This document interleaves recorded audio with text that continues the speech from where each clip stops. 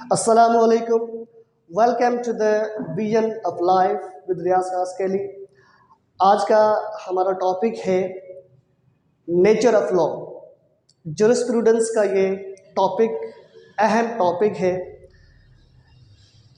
इस टॉपिक को समझने के लिए या मैं यूँ कहूँ कि nature of law leads us to understand the legal theories. कौन सी लीगल थ्योरीज? जो 3 लीगल थ्योरीज जो इसके बाद में आएंगी और उसके लेक्चर हम कंडक्ट करेंगे। फर्स्ट जो थ्योरी है वो है नेचुरल लॉ थ्योरी, उसके बाद इम्पेरेटिव लॉ थ्योरी और लीगल रियलिज्म थ्योरी। इन 3 लीगल थ्योरीज को समझने के लिए ये टॉपिक बहुत ही अहम है, नेचर ऑफ लॉ। सबसे पहले हमें इसको समझना है, तो आज हम इस पे ही डिस्कस करने जा रहे हैं, तो आप गौर से सुने। और ये एक यूँ समझे कि एम्बिग्यूअस है, गैर वाज़ेह, एक मुबहम टॉपिक है। इसको समझने के लिए मैंने कोशिश की, आपके लिए आसानी पैदा की है। उसमें से जो मेन की पॉइंट्स हैं सिर्फ वो निकालिए, और वो सिर्फ 5 हैं। अगर ये 5 पॉइंट्स की नेचर, नौयत अगर आपको समझ में आ गई तो आपको लीगल थ्योरीज भी समझ में आ जाएंगे इंशाल्लाह। तो आइए सबसे पहले हम इस पे ही डिस्कस करते हैं। सो नेचर ऑफ लॉ, सबसे पहले हम डिस्कस करेंगे नेचर पे। द वर्ड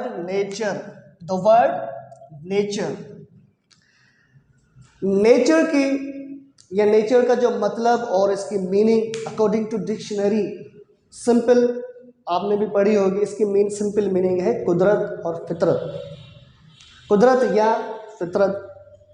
इसकी डेफिनेशन अगर हम थोड़ी सी यहाँ पर डिस्कस करें कि ऑल थिंग्स क्या है, कुदरत क्या है, फितरत क्या है, हम इसी में ही समझने की कोशिश करेंगे।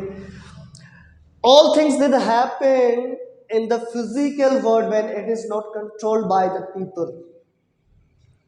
जितनी भी कुदरत में हमारे सामने जो भी चीज़ें हैं, सूरज, ज़मीन, आसमान, चांद, सितारे, अगर में बहुत सारे नाम हैं हमारे सामने, खुद हम और जितने भी जानवर, जितने भी हैवानात हैं, जितने भी निबातात हैं, जितनी भी प्रीशियस है, यहाँ पर हम जो भी देखते हैं हमारे सामने एक पूरा का पूरा एक निज़ाम है, एक सिस्टम है जो खुद ब खुद होता रहता है। क्या? All things happen in the physical world when it is not controlled by people, क्योंकि ये लोगों के कंट्रोल में नहीं है, ना ही हमारे हाथ में है। जो हमारे हाथ में है ही नहीं उसको हम नेचुरल कहेंगे। और यही चीज़ जो नेचुरल अगर आपको समझ में आ गई तो आगे भी जो नेचुरल के काइंड्स है वो समझ में आ जाएंगे। उसके बाद क्या है? लॉ लीगल सिस्टम में एक ऐसा टर्म है जो अगर हम इसे लीगल के हिसाब से ले, लॉ के हिसाब से ले, तो ये एक एम्बिग्यूअस टर्म है, गैर वाज़ेह है। वैसे अगर हमें समझ में आएगा भाई लॉ मतलब कानून।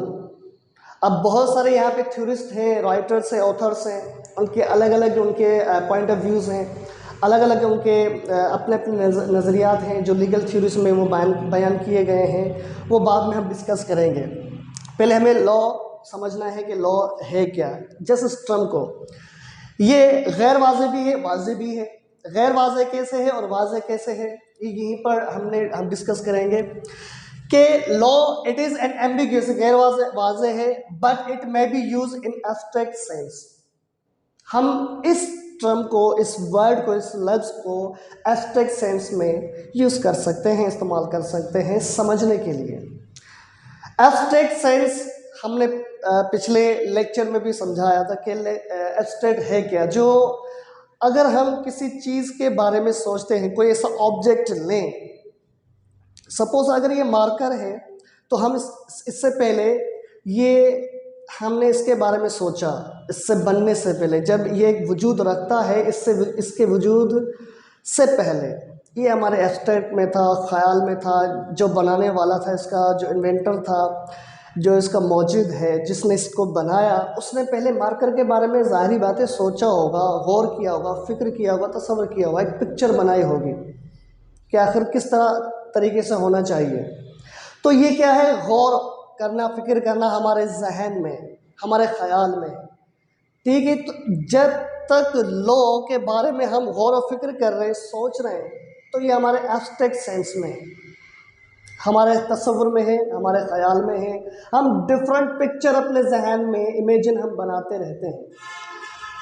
दूसरा, it may be used in a concrete sense, और ये कंक्रीट सेंस में भी इस्तेमाल हो सकता है। सबसे पहले हमें कंक्रीट समझना है, मैंने पहले भी समझाया कि कंक्रीट मतलब, जैसे मार्कर की मैंने मिसाल अभी दी कि अगर मार्कर पहले तख़य्युल में था, सोच में था, ख्याल में था, जब ये बन गया, इसका एक वजूद बन गया, इसकी एक शक्ल बन गई, तो ये हमारे सामने हो गया। अब हम इसको देख भी सकते हैं, इस्तेमाल भी कर सकते हैं, छू भी सकते हैं। तो ये एक कंक्रीट सेंस है। तो जब हम लॉ को एब्स्ट्रैक्ट सेंस में सोचेंगे या उसके बारे में इस्तेमाल भी करेंगे, तो हम क्या करेंगे, simple we speak of law और द लॉ। हम सिर्फ और सिर्फ लॉ के बारे में सोचेंगे, गौर करेंगे, फिक्र करेंगे कि डिफरेंट सिचुएशन के मुताबिक क्या होना चाहिए, क्या नहीं होना चाहिए। ये सिंपल क्या है, एक डेफिनेशन है कि हम लॉ के बारे में, कि व्हाट इज लॉ, लॉ है क्या, लॉ है क्या। लेकिन जब हम कंक्रीट सेंस में बात करेंगे, तो हम we speak, very simple, we speak law और ऑफ लॉज। हम एक स्पेसिफिक या कोई मखसूस लॉ के बारे में बात करेंगे, जैसे कि हमारा लॉ ऑफ कॉन्ट्रैक्ट है। लॉ ऑफ कॉन्ट्रैक्ट एक मखसूस स्पेसिफिक लॉ है। ये किसके बारे में है, हमारी सोसाइटी में हमारे इर्द गिर्द जितने भी मामलात होते हैं, और वो मामलात एक कॉन्ट्रैक्ट की सूरत में होते हैं, एक मुआहदे की सूरत में होते हैं। तो ये एक लॉ बना दिया, एक ख़ास सिर्फ और सिर्फ कॉन्ट्रैक्ट, लॉ ऑफ कॉन्ट्रैक्ट, ये कंक्रीट सेंस में है। सिंपल आपको समझ में आ गया होगा कि एब्स्ट्रैक्ट सेंस क्या है और कंक्रीट सेंस क्या है, कि लॉ के बारे में किस तरीके से सोचना चाहिए, किस तरीके से सोचना नहीं चाहिए। सिंपल इसको आप आसान लें, इतना ज़्यादा मुश्किल भी नहीं, सिंपल तरीके से लें। उसी तरीके से अकॉर्डिंग टू ज्यूरिस्प्रूडेंस के मुताबिक लॉ की जो डेफिनेशन सिंपल है, ये खुद ही बताता है इसका मतलब क्या है। लॉ मीन्स अ स्टैट्यूट, लॉ का मतलब है स्टैट्यूट, मतलब कानून। एनएक्टमेंट, ये भी एक कानून है। ऑर्डिनेंस, ये भी एक कानून है। डिक्री, ये भी एक कानून है। एंड अदर लेजिस्लेटिव अथॉरिटी, और जो भी हमारे पार्लियामेंट में जो भी लेजिस्लेटर बैठे हुए हैं, वो जो भी कानून बनाए, वो भी एक कानून है। ठीक है, तो ये पूरा हमारा जो था 1 और 2, ये था nature of law according to their meanings. मतलब के हिसाब से समझेंगे तो हमें ये नेचर ऑफ लॉ भी समझ में आ जाएगा। अब हम चलते हैं हमारे थर्ड पॉइंट पे, लॉ के नेम्स डिफरेंट लैंग्वेजेस में। देखो, वेरी सिंपल, अगर हम एक चीज़ लेते हैं जैसे कि पेन, तो इंग्लिश में पूरी दुनिया में पेन ही कहा जाता है, लेकिन अगर हम इसको कलम की सूरत में लें, कलम पहले दौर में कलम यूज़ होते थे, और डिफरेंट लैंग्वेजेस में उनके अलग अलग नाम होते थे। चीज़ तो एक होती थी, लेकिन नाम के बहुत सारे हज़ारों नाम होते थे। हमारे यहाँ जैसे अगर हम बिल्ली, एक लफ्ज़ बिल्ली को ले, एक जानवर है, उसका एक नाम है, ठीक है, लेकिन हमारी ज़ुबान में, उर्दू ज़ुबान में क्या है भाई, उसको बिल्ली कहते हैं। तो इंग्लिश में कैट उसको कहा जाता है। इसी तरीके से बहुत सारी ज़ुबानों में जानवर एक, ना बहुत सारे। सिमिलरली इसी तरीके से यहाँ पर भी कुछ यही सिस्टम है कि लॉ में कुछ डिफरेंट टर्म्स यूज़ किए गए हैं डिफरेंट लैंग्वेज के हिसाब से समझाने के लिए। भाई देखो, डिफरेंट लैंग्वेजेस में लॉ के अलग अलग नाम हैं। जैसे कि फर्स्ट जो है वो है जस, ये रोमन है, जस का मतलब है लॉ। इसी तरीके से सेकंड लेक्स, लेक्स का मतलब है लैटिन ज़बान में लेक्स, और इसके इंग्लिश में अगर हम इसका मतलब निकालें तो वो है लॉ, और अगर हम उर्दू में निकालें तो इसका मतलब है कानून। और इसी तरीके से फ्रेंच में लॉ एंड्रॉइड, ड्यूटी, राइट्स, बहुत सारे इसके मतलब निकलते हैं, लेकिन है ये लॉ।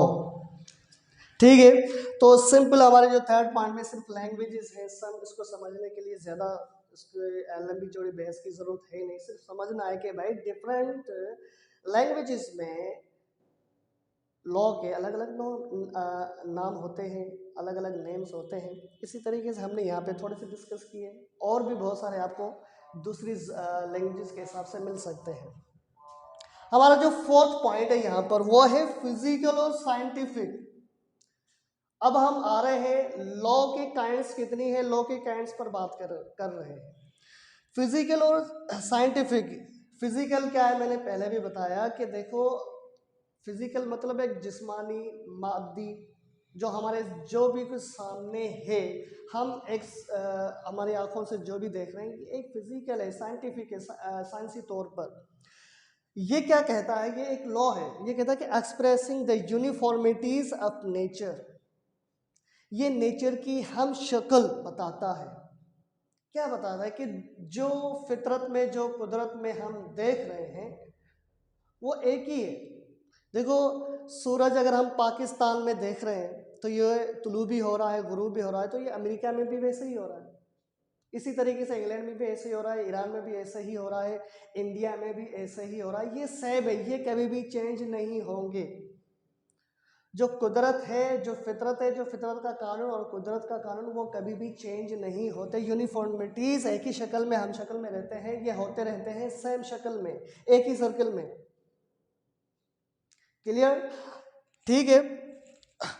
उसके बाद हमारे जो 5 है, हम यही सेम हमारे 5th पॉइंट में भी डिस्कस करेंगे, करने जा रहे हैं। 5 इसमें क्या है, लेक्स एट्रिना। लेक्स एट्रिना ये भी लॉ के किस्म है। लेक्स एट्रिना क्या है, ये कह रहा है कि is the ordinance of the divine wisdom. ये ऑर्डिनेंस, ऑर्डिनेंस का मतलब निकाले फरमान, हुक्म, कानून। ये क्या है, ये हिकमत इलाही, कानून इलाही, मतलब जे अल्लाह की तरफ से, गॉड की तरफ से ये कानून है कि एट्रिना। इसमें फिजिकल और साइंटिफिक सेम वही आता है, लेकिन हम यही सेम चीज़ इसमें भी डिस्कस करेंगे कि लेक्स एट्रिना है क्या, is the ordinance of the divine wisdom. ये एक हिकमत इलाही, गॉड का कानून है। सबसे पहले जो भी मैंने कहा कि नेचर और कुदरत, नेचर और कुदरत, ज़मीन, आसमान या पूरी यूनिवर्स में अगर हम देखें, गैलेक्सी में जितने भी प्लैनेट्स हैं, अपने अपनी जगह पर ये फितरत है, ये कानून है, अपने अपनी जगह पर टिके हुए हैं और अपने प्रॉपर फंक्शन के तहत वो अपना काम कर रहे हैं, अपनी ड्यूटीज़ परफॉर्म कर रहे हैं। जिस तरीके से अगर हम अकॉर्डिंग टू ज्योग्राफी के हिसाब से देखें तो देखिए हमारी जो ज़मीन है वो सूरज के चक्कर लगाती है, 2 चक्कर है। एक रिवोल्यूशन जो सूरज के इर्द गिर्द चक्कर लगाती रहती है, इसको हम रिवॉल्व कहते हैं, रिवॉल्व अराउंड द सन, सूरज के इर्द गिर्द।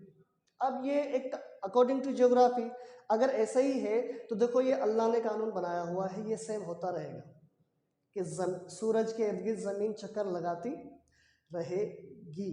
और उसका एक अपना एक क्या कहते हैं कानून होगा कि अगर ये सूरज है, अगर ये सूरज है तो ये ज़मीन है, तो ये चक्कर इस तरीके से लगाती रहेगी।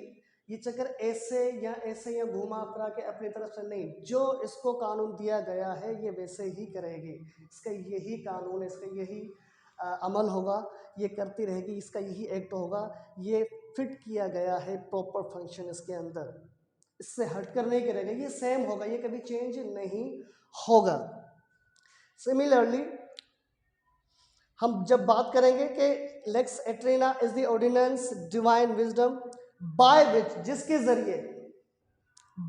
जिसके जरिए ऑल थिंग्स, ये तमाम सारी चीज़ें, जितनी भी चीज़ें हैं, चरण परन इंसान से लेकर हर वो चीज़ जो इस यूनिवर्स में है, इस कायनात में है, कैसे in the heaven and earth, आसमान में हो, ज़मीन में हो, जन्नत में हो, दोज़ख में हो, जहाँ भी हो, जितनी भी चीज़ें आर गवर्न, कंट्रोल की जाती है। Who governs, who controls? By the God. क्योंकि नेचर में, कुदरत में, फितरत में जो भी अल्लाह ने सबसे पहले बनाया वो उनका एक कानून भी बना दिया, वो वही करेंगे, सेम यूनिफॉर्मिटीज़, मैंने क्या कहा था, सेम शक्ल, उसी में काम करते रहेंगे, कभी चेंज नहीं होंगे। अब ये जो चीज़ है lex aeterna divided into two parts, ये दो हिस्सों में, दो पार्ट्स में डिवाइडेड है, तकसीम है। फर्स्ट वही सेम जो मैंने 5th पॉइंट में लिखा है, फिजिकल और साइंटिफिक। फिजिकल और साइंटिफिक मैंने 5th में मैं मेंशन कर चुका हूं, विच गवर्न्स, सॉरी, फिजिकल और scientific which governs all physical and nature phenomena. इस पे डिस्कस कर चुके हैं, फिर भी समझाने के लिए मुझे एग्जाम्पल देनी पड़ेगी। जो फिजिकल और साइंटिफिक वो कानून है जिसके ज़रिए, या जो ये पूरी जो फिजिकल और जो नेचुरल फेनोमेना है, ये देखो मैंने क्या कहा कि सूरज और चांद, ठीक है, इनकी हरकत, अगर ये हरकत में है, ये अपने फंक्शन में है, अगर हमारे प्लैनेट्स हैं, अगर ये सूरज के इर्द गिर्द चक्कर लगा रहे हैं तो ये लगाते ही रहे हैं, लगाते रहेंगे। इसको कौन कंट्रोल कर रहा है, ये कौन कर रहा है, गॉड। तो ये हमारे सामने जो भी पूरी कायनात हम देख रहे हैं ज़मीन पर बैठकर, या हमारे सामने ज़मीन, आसमान, रात, दिन, पहाड़, जंगलात, हैवानात, नबातात, खुद हम इंसान, ये खुद एक फेनोमेना है। फेनोमेना क्या है, एक बॉडी, एक सूरत है, हम एक देख रहे हैं कि स्ट्रक्चर है, उसमें ये सब कुछ हो रहा है। मैंने क्या कहा, नेचर में all things that happen in the physical world when it is not controlled by the people, यही सेम फेनोमेना में जो भी एक स्ट्रक्चर में हो रहा है, सब कुछ ये एक फेनोमेना है। इसको इस तरीके से आप समझे, सिंपल। सेकेंड, अदर मॉरल और नेचुरल, अदर मॉरल और नेचुरल। मॉरल क्या है, इखलाकी, नेचुरल कुदरती बात एक ही है। हमारे अंदर जो भी इखलाकी कानून रखे गए हैं, ये भी अल्लाह की तरफ से, ये गॉड की तरफ से ही है। उनका क्या काम है, वो काम करते हैं अदर मॉरल, इखलाकी, दूसरे इखलाकी और नेचुरल कुदरती और फितरती कानून, विच गवर्न्स, जो कंट्रोल करते हैं ह्यूमन कंडक्ट। किसको करते हैं, ह्यूमन कंडक्ट, इंसानी बिहेवियर को, इंसानी रवैयों, जो भी हमारे रवैये हैं, जो भी हमारे एटीट्यूड्स हैं, हमारे बिहेवियर्स हैं, इनको कंट्रोल करता है। आगे ये भी हमारे देखा जाए अगर हाथ में है, लेकिन ये इन चीज़ों को कंट्रोल करता है। अदर मॉरल, इखलाकी और नेचुरली, हम एक तमीज़ से काम लेते हैं, हम गलत और सही में जो तमीज़ पैदा करते हैं वो इखलाकी, वो मॉरली और फितरी है।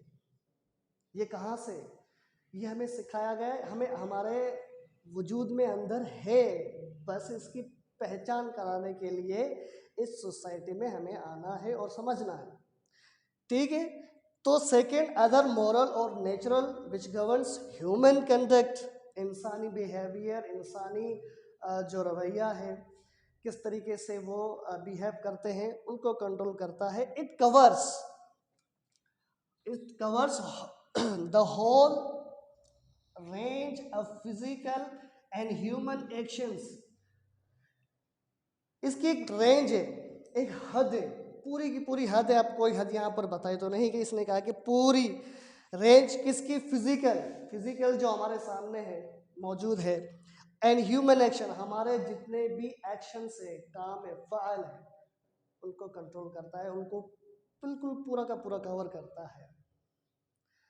तो अगर हमें नेचुरल लॉ समझ में आ गया, तो हमें जो हमारी सोसाइटी में जो कानून हमने बनाया है, जो कानून हमने बनाए हैं, वो किस लिए हैं। Very simple. यहाँ पर अगर एक सिंपल में दोबारा थोड़ा सा रिपीट करूँ कि दी अदर मॉरल, जो अखलाकी और नेचुरल, जो फितरी, जो कंट्रोल करते हैं, गवर्न्स करते हैं ह्यूमन कंडक्ट, इंसानी रवैये को। It covers the whole range of physical और ह्यूमन एक्शंस, हमारे जितने भी फ़ाइल हैं, अफ़आल हैं, हम जो भी एक्ट करते हैं, उनको कंट्रोल करता है।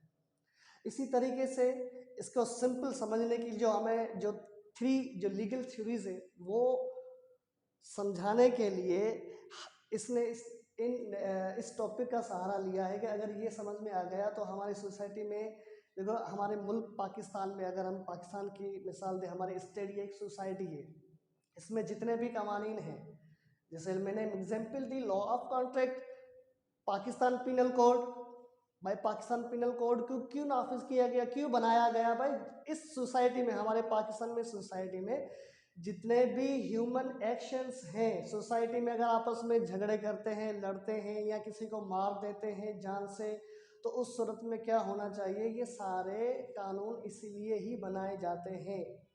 और हमारी जो सोसाइटी में है, हमारी जो सोसाइटी में जो मेन जो हमारे कानून है, हम जिस लॉ की बात करते हैं या पढ़ते हैं, स्टडी करते हैं, फिर प्रैक्टिस में हमारी जो फैक्चुअल प्रॉब्लम्स हैं उन पर हम अप्लाई करते हैं, क्यों करते हैं? उसका मेन मकसद क्या है? ये जो हमारे सोसाइटी में हम जो कानून बनाते हैं ये वहीं से आया है, यहाँ से। यूँ समझो कि कॉपी है। जैसे हमारे इखलाकी कानून, जो हमारे इखलाकी जो नेचुरली जो अमल है उसको कंट्रोल करने के लिए, इसी तरीके से सोसाइटी में जो भी लोग रहते हैं आपस में, उनके एक्शंस को कंट्रोल करने के लिए क्या होना चाहिए? उसमें हद रखी गई कि कोई किसी को तकलीफ नहीं देगा। अगर किसी ने किसी को तकलीफ कोई भी दी तो उसके मुताबिक लॉ है, अगर तकलीफ दी भी है तो उसके मुताबिक उसको सज़ा मिल जाएगी, ताकि इस अमल को, इस एक्शन को कंट्रोल किया जाए, उस रेंज, एक रेंज बनाई जाए, एक हद बनाई जाए। उम्मीद है कि आपको ये लेक्चर समझ में आ गया होगा। अगर आपको समझ में आ गया तो आप प्लीज़ कमेंट पास करें और मज़ीद लेक्चर के लिए हमारे चैनल को सब्सक्राइब करें। Thank you so much.